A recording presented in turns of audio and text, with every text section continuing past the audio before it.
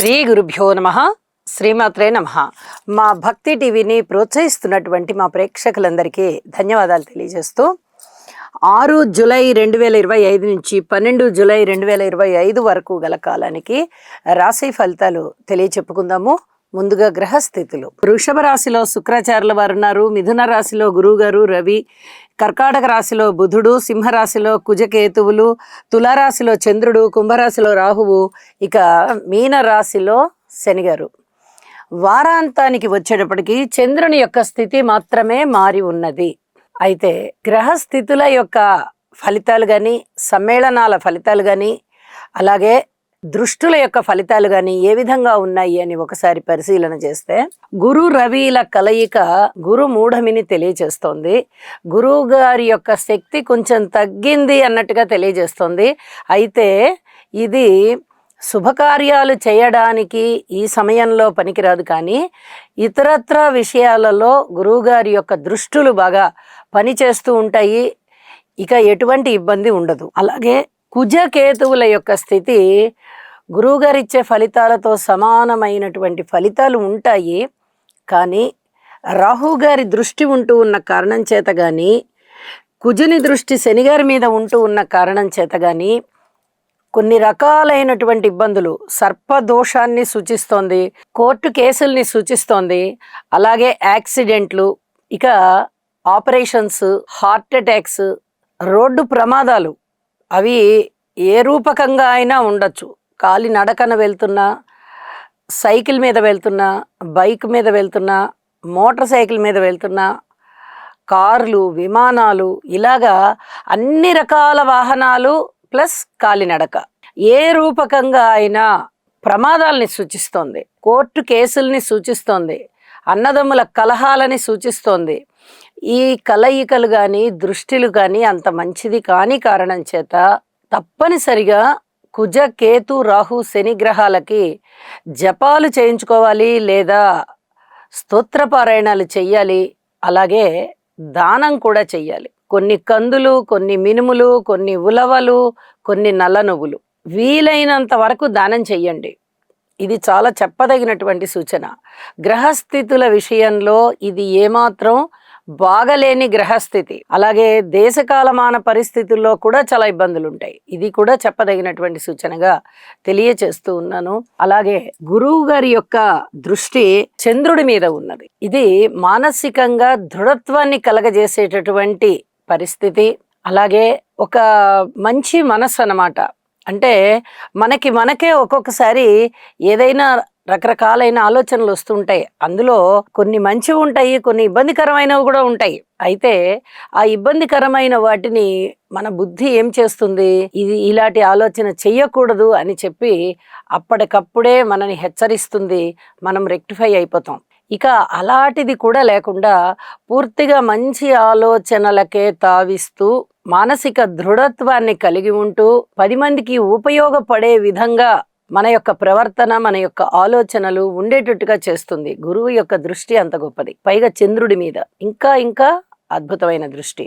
అలాగే గురువు గారి యొక్క దృష్టి రాహు మీద పడుతూ ఉంది. నాస్తిక భావాల్ని పెంపొందింపజేస్తుంది.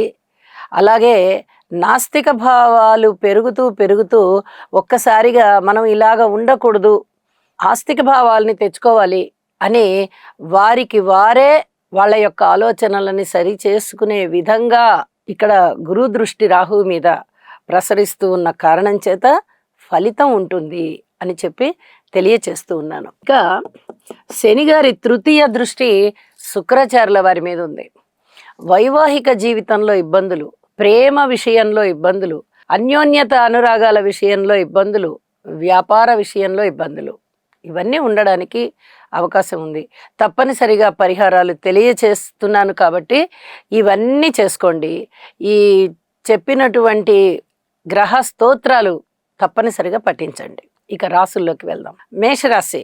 మేషరాశి వారికి ఈ వారం యొక్క గ్రహస్థితులని పరిశీలనగా చూడగా 5 గ్రహాల యొక్క ఉనికి చాలా బాగుంది అని చెప్పి తెలియచెప్పడం జరుగుతుంది. ద్వితీయంలో శుక్రాచార్యుల వారు బాగున్నారు, తృతీయంలో రవి గారు బాగున్నారు, అలాగే చతుర్థంలో బుధుడు బాగున్నారు, సప్తమంలో చంద్రుడు బాగున్నారు, ఇక లాభస్థానంలో రాహు బాగున్నారు. 5 గ్రహాల యొక్క ఉనికి బావుంది అంటే చాలా అద్భుతమైనటువంటి ఫలితాలుంటాయి. ముఖ్యంగా స్వస్థానంలో ఉన్నటువంటి శుక్రాచార్యుల వారి యొక్క స్థితి దేదీప్యమానంగా ఉంటుంది. అదే ఒక కుటుంబంలో ఐకమత్యాన్ని సూచిస్తుంది, సంపదల విలువలు పెరిగేది సూచిస్తుంది.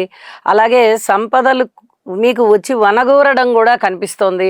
అన్నదమ్ముల సహాయ సహకారాలు కనిపిస్తున్నాయి. మాతృవర్గ రీత్యా ధనము ముఖ్యంగా వచ్చేటటువంటి పరిస్థితి కనిపిస్తోంది. అలాగే వివాహాది శుభకార్యాలు కుదిరే విధంగా మంచి అద్భుతమైన గ్రహస్థితులు ఉన్నాయి. పబ్లిక్ రిలేషన్స్ బాగున్నాయి.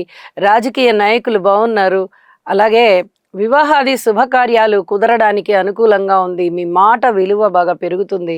సన్మాన సత్కారాలకి అర్హులవుతారు. ఊహించని విధంగా ధనం వస్తుంది. అన్ని విధాలుగాను చాలా చాలా బాగుంది. సంతానం పట్ల ఓర్పు కలిగి ఉండండి. ఇది చాలా చెప్పదగినటువంటి సూచన. అలాగే ఉద్యోగ జీవితంలో కొంచెం ఓర్పు కలిగి ఉండాలి. ఇది కూడా చెప్పదగినటువంటి సూచనగా తెలియజేస్తున్నాను. ఇక మిగతా అన్ని పరిస్థితులు, కార్మికులు, కర్షకులు, నేత పనివారు, చేతి వృత్తుల వారు, విద్యార్థులు, వ్యాపారులు, స్త్రీలు, మీరు ఎవరినైనా తీసుకోండి, ఏ అంశాన్నైనా తీసుకోండి, చాలా అనుకూలంగా ఉంది. వ్యవసాయదారులు వారి యొక్క బుద్ధి బలం చేత తక్కువ శ్రమతో ఎక్కువ లబ్ధి పొందే విధంగా పొలాల మీద పనులు చూస్తారు. ఇది చాలా చెప్పదగినటువంటి సూచన. ఇంకొక విషయాన్ని కూడా మనం తెలియచెప్పుకోవాలి. వ్యయస్థానంలో ఉన్నటువంటి శని గారు, అలాగే తృతీయ స్థానంలో ఉన్నటువంటి గురువు గారు ఏ విధమైన ఫలితాలని ఇవ్వబోవడం లేదు కదా. మరి ఏ విధంగా అంత మంచి జరుగుతుంది అని ఒక ఆలోచన రావచ్చు ప్రేక్షకులకి. ఇన్ని గ్రహాలు అనుకూలంగా ఉన్నప్పుడు మీరు ఏ కొద్దిగా భగవద్ధ్యానం చేసినా అది ఇంకా ఇంకా అద్భుతమైన పనులకి దారితీసి ఫలితాలను ఇస్తుంది. యోగా చెయ్యండి, శనిగారికి తైలాభిషేకం చెయ్యండి. ఇవి చెప్పదగినటువంటి సూచనలు. అన్ని విషయాలలోనూ ఇక్కడ వారాంతంలోకి వెళ్ళేటప్పటికీ చంద్రుని యొక్క స్థితి దశమ స్థానంలోకి వచ్చింది. ఇక్కడ సప్తమంలో ఉన్నారు, ఇక్కడికి వచ్చేటప్పటికి దశమం అయింది. ఇంకా ఇంకా ఫలితాలు ఉంటాయి. దశమం అనేది చాలా అద్భుతమైనటువంటి కేంద్రం. మరి ఈ కేంద్రంలో చంద్రుడు ఉండడం చాలా చాలా ఉపయోగం. పైగా మాతృవర్గ కారకుడు మాతృ స్థానాన్ని చూస్తున్నారు, అలాగే బుధుణ్ణి చూస్తున్నారు, దశమంలో ఉన్నారు. జీవనాధారం చాలా అద్భుతంగా పెరుగుతుంది. సంతానంతో ఏదైనా ఇబ్బందులు ఉన్నా అప్పటి వరకు అవి కొంచెం సమసిపోయేటట్టుగా ఉంటాయి. వ్యాపారాలన్నీ బాగా వృద్ధి చెందుతాయి. ఉద్యోగంలో చాలా చాలా లాభాలు కనిపించబోతున్నాయి. ఒక తృప్తి అనేది మీకు అద్భుతంగా కనిపిస్తుంది. ఇన్ని రకాల మంచి పరిణామాల మధ్య శనిగారు కానీ గురువుగారు కానీ అంత ఫలితాలు ఇవ్వబోవడం లేదు అని అసంతృప్తికి గురి కాకండి. వాటికి సంబంధించిన స్తోత్ర పరిహారాలు చేసుకోండి. మీకు అన్ని విధాలా బాగుంటుంది. శుభం.